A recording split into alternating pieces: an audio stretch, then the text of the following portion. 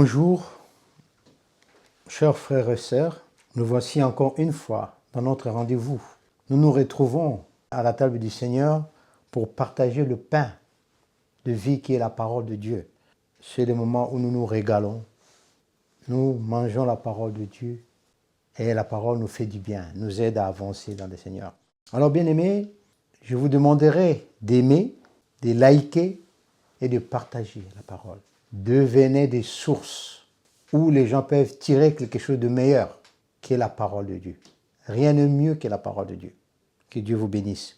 Cet après-midi, nous allons partager la parole de Dieu dans le livre de Hébreux chapitre 5, verset 11 jusqu'au verset 14. Voilà ce que la parole de Dieu dit.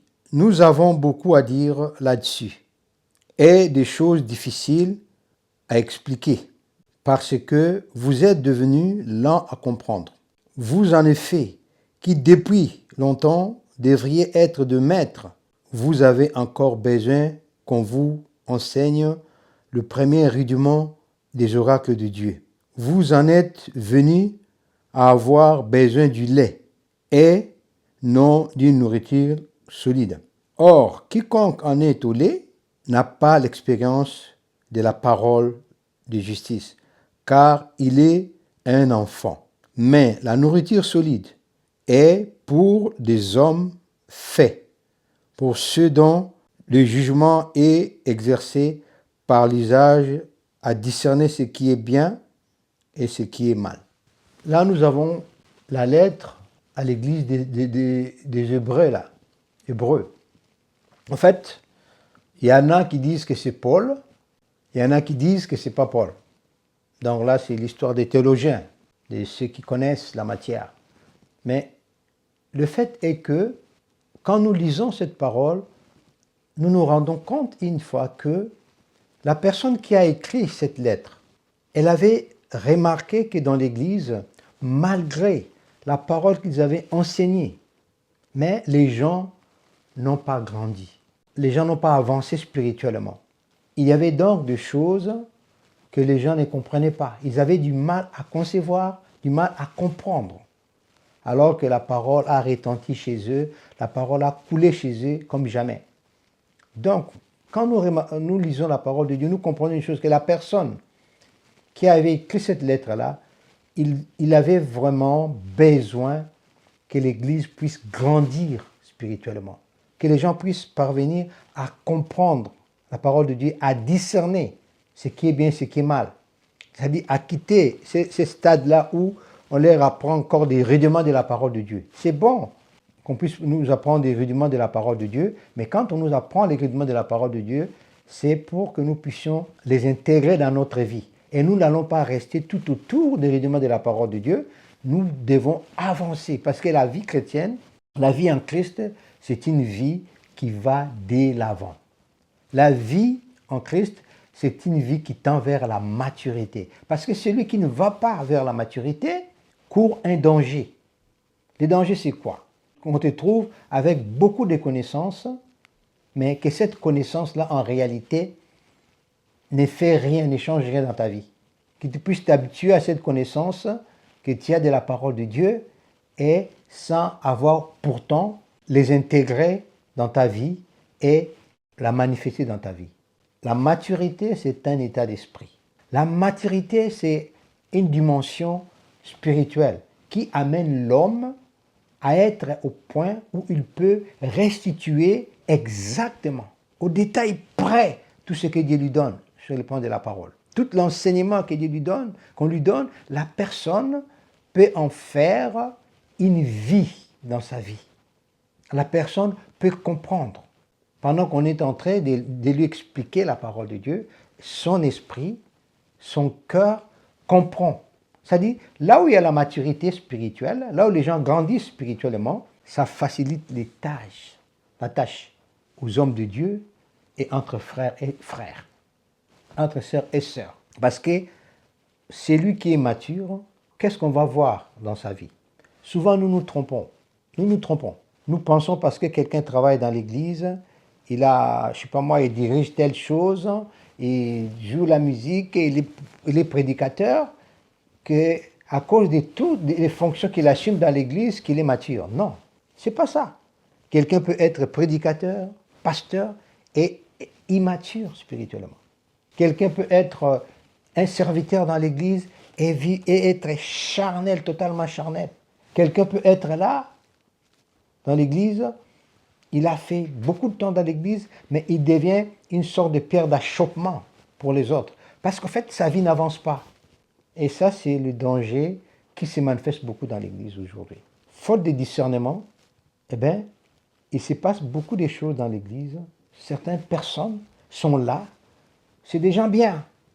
C'est des gens bien, gentils, craignant Dieu, mais aimant l'œuvre du Seigneur. Ils font avec passion l'œuvre du Seigneur. Mais en fait, le problème, c'est qu'au niveau de leur cœur, au niveau de leur maturité, ils n'avancent pas.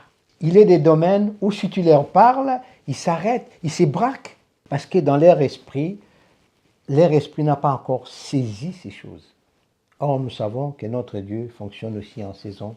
Chaque saison, Dieu libère la parole de Dieu pour amener les gens à intégrer cette parole et la manifester dans la vie de tous les jours. C'est ainsi que va le mouvement du progrès.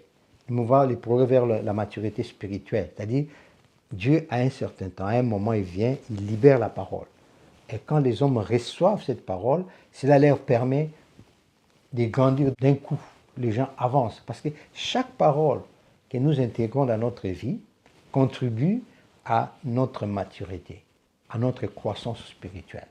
Donc, chaque enfant de Dieu est censé croître spirituellement.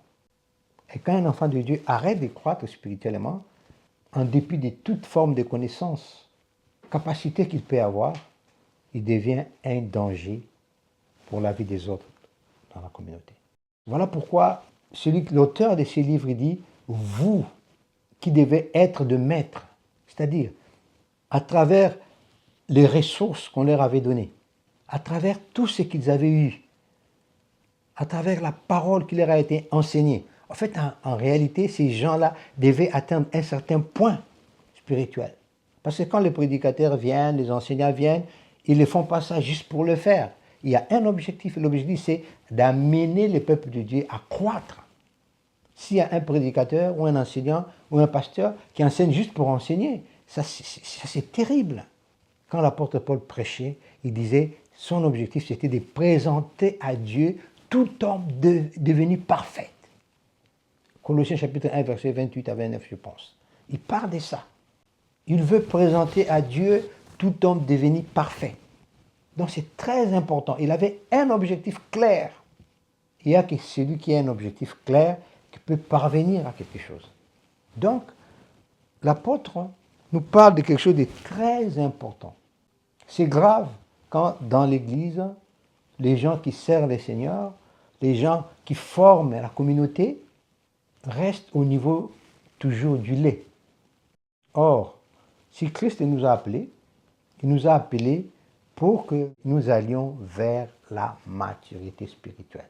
Une église mature, c'est une église où les choses se déroulent comme sur des roulettes. Parce que les gens matures, entre eux, n'ont pas du mal à se comprendre.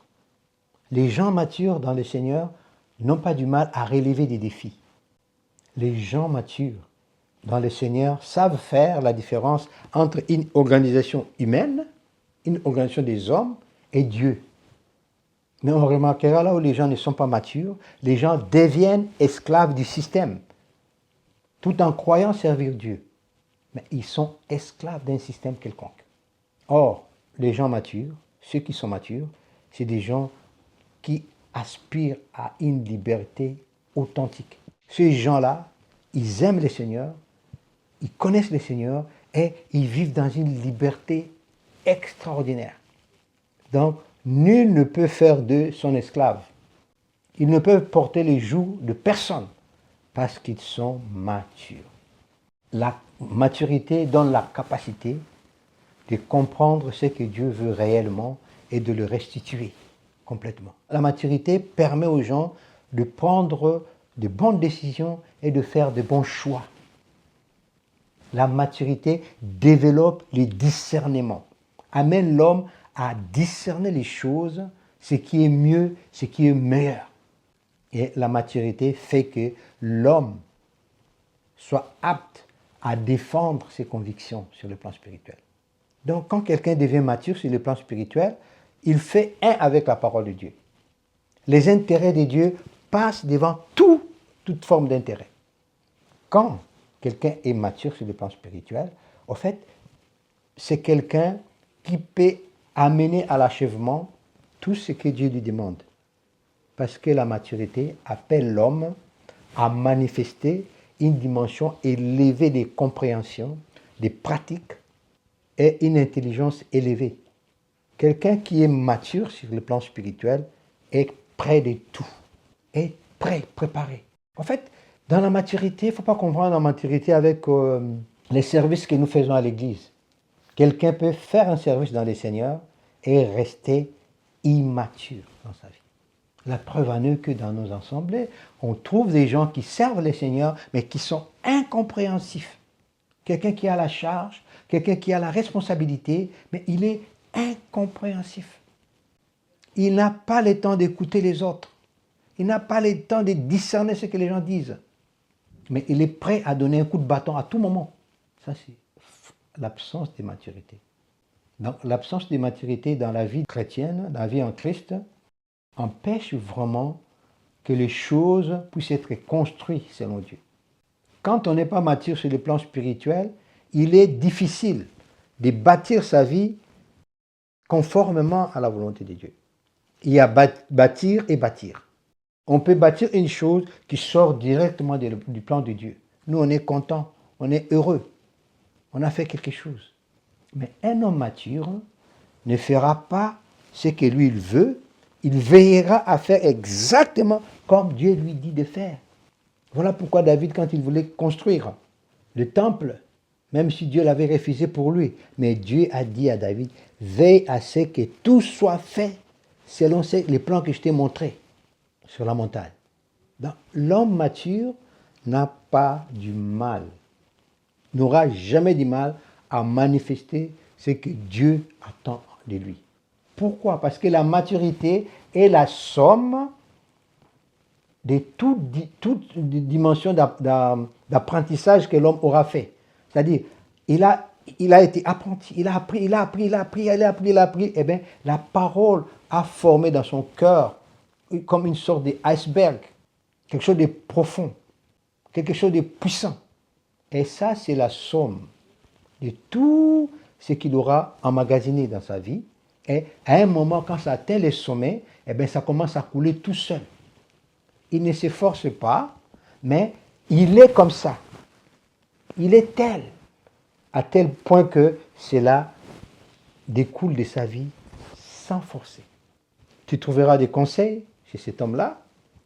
Tu trouveras la pratique de la parole et la compréhension de tout ce que Dieu dit.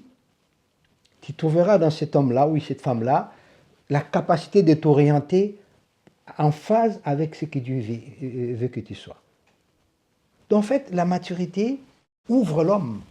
Donc, facilite tellement les choses sur le plan spirituel. Et la maturité amène quelqu'un à manifester les caractères de Jésus-Christ. Tu vois les fruits de l'esprit, tu vois les valeurs, le principe du royaume s'incarner dans la vie de cet homme-là, parce qu'il est mature. Il arrive à voir les choses là où les gens ne voient rien. Donc, dans l'Église aujourd'hui, on a besoin des gens matures. Mais il est dommage parce qu'au fait, aujourd'hui, on nous forme des gens en fait, qui sont quelque part mondains. En fait, les gens qui sont envahis par des principes du monde. Le monde a fait une entrée dans l'Église, une entrée fulgurante dans l'Église. Et les gens qui sont dans l'Église, en fait, s'habituent beaucoup plus avec ce que le monde dit qu'avec ce que Dieu dit. C'est ça le problème aujourd'hui. Ces goûts-là qu'on avait de la parole, cette passion-là, cette volonté-là de vouloir à tout prix exprimer la parole, manifester la parole, vivre la parole, pratiquer la parole. Avec le temps, ces choses-là s'envolent. Pourquoi? Parce que quelque part, les gens se sont arrêtés en cours de route. Les gens se sont contentés de ce qu'ils savent. Mais il est important de comprendre une chose, bien-aimée. Dans la vie spirituelle, il n'y a pas plusieurs solutions. Ou on reste connecté, on continue à avancer, ou on se déconnecte spirituellement et on commence à... En fait, déjà, dans la vie spirituelle, le stationnement n'est rien que retomber en bas. Il y a deux choses dans la vie spirituelle. On monte ou on descend. Il n'y a pas de place pour le stationnement. Donc celui qui stationne, eh bien, il est en train de tomber. Il est déjà tombé peut-être. Mais les enfants de Dieu, ceux qui avancent avec le Seigneur, continuent à avancer de connaissance en connaissance, de compréhension en compréhension, de révélation en révélation, de force en force, de puissance en puissance, parce qu'ils font une montée, ils avancent constamment. Même au niveau de la maturité, il y a plusieurs dimensions de maturité. Nous remarquons dans la vie de tous les jours, on a des adultes. À 18 ans, la loi permet qu'un enfant devienne adulte. Mais au niveau des adultes, il y a plusieurs âges. On a aussi des gens de 100 ans qui sont adultes, des messieurs. Des gens de 18 ans qui sont des adultes aussi, qui sont responsables devant la loi. C'est exactement comme ça dans le domaine spirituel. Il y a une dimension de chaque étape de maturité. Alors dans chacune étape de maturité que nous entrons, nous sommes appelés à continuer à avancer. Nous devons avancer. Car si nous stationnons, nous perdons tout ce que nous avons emmagasiné. En fait, il y a un mystère sur le plan spirituel. Ce que nous recevons continue à avancer quand nous avançons. Mais si nous nous arrêtons, nous nous disons, voilà, c'est bon, je connais, ça se suit, eh bien, le problème, c'est que nous allons perdre même ce que nous savons. C'est-à-dire, la substance qui est là va s'arracher. Pourquoi? Faute d'être connecté avec le cheminement. Quand tu ne chemines pas, quand tu n'avances pas, quand il n'y a pas de parcours, tout ce que tu sais se détache. Et quand ça se détache, il n'y a pas de communication. Rien. Il n'y a pas de connexion. Ah ben, tu ne peux pas grandir. Tu peux pas grandir. Je prends l'exemple de quelqu'un qu'on a mis dans un appareil respiratoire pour continuer à respirer. Si on débranche cet appareil, la personne mourra. La personne meurt parce que c'est débranché. Elle ne peut plus respirer. Sur le plan spirituel, la vie spirituelle est une vie continue. Elle doit continuer. On ne doit s'arrêter en aucun cas. Voilà pourquoi la Bible nous dit ceci. Ayez recours à l'Éternel et cherchez continuellement sa face. Il y a des ans, j'ai cherché Dieu, oui. Mais rien ne t'empêche aujourd'hui, maintenant, de continuer à les chercher. Et c'est en continuant à les chercher, ce Dieu-là, que tu verras sa grandeur. Dieu se révèle d'une manière ou d'une autre. Dieu a plusieurs façons de se révéler avec nous. Quand nous faisons un cheminement avec lui, Dieu se révèle à nous. Il y a des moments où nous ne sommes pas prêts pour capter une dimension de Dieu. Et quand c'est comme ça, quand notre cœur n'est pas encore prêt, Dieu ne se révélera pas à nous parce que Dieu est protéiforme. Tu ne peux pas prêter à Dieu une seule forme. Dieu est immense. Voilà pourquoi on a besoin de devenir de plus en plus mature. Plus les gens deviennent matures, plus cela garantit la vie de l'Église, garantit la bonne marche de l'Église, du peuple de Dieu. La bonne marche du peuple de Dieu, c'est garanti par la maturité. Celui qui est mature sur le plan spirituel a toujours ces penchants-là, ces désirs-là de préserver les choses de Dieu. Parce que rien n'est plus important pour lui que les choses de Dieu. Et il portera ces choses avec de tout son cœur, avec beaucoup de passion, avec beaucoup d'amour. Il voudra que tout le monde en bénéficie.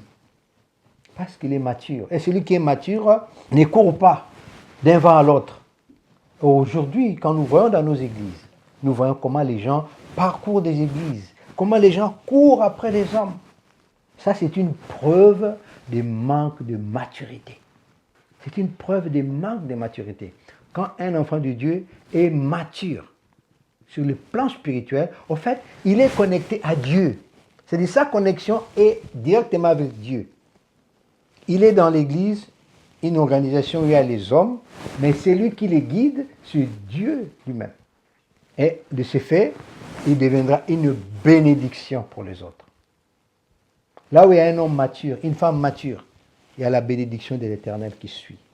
Parce que l'homme mature ou la femme mature connaît les fonctionnements de Dieu. C'est comment Dieu fonctionne. Voilà pourquoi, dans la vie de tous les jours, l'ennemi fait tout pour empêcher les gens de croître spirituellement. Il empêche les gens de devenir matures. Parce qu'il sait que si les hommes tout devenait mature, il n'aura plus de clients, lui. Plus quelqu'un devient mature sur le plan spirituel, moins le diable a de l'influence sur lui. Il y a un seuil, quand l'homme le dépasse, va plus encore loin, le diable ne peut rien contre lui, parce que toute la lumière divine éclaire l'homme au plus profond de lui. Donc la maturité spirituelle, c'est quelque chose de très important. Voilà pourquoi celui qui est l'auteur du livre des Hébreux dit quelque chose. Vous qui deviez être de maître, vous avez encore besoin qu'on vous en parle. Vous avez encore besoin d'y lait. C'est triste. C'est vraiment triste. L'Église est faite pour que les gens grandissent, pour que les gens deviennent de plus en plus matures. Si nos églises avaient des gens matures, elles nous feront de grandes choses. Je le répète, ne confondez pas le fait de connaître la parole de Dieu et la maturité. La maturité est le résultat de comment vous avez agencé la parole de Dieu dans votre vie. Chaque agencement de la parole dans ta vie tire la vie de l'homme vers le haut, le fait grandir spirituellement.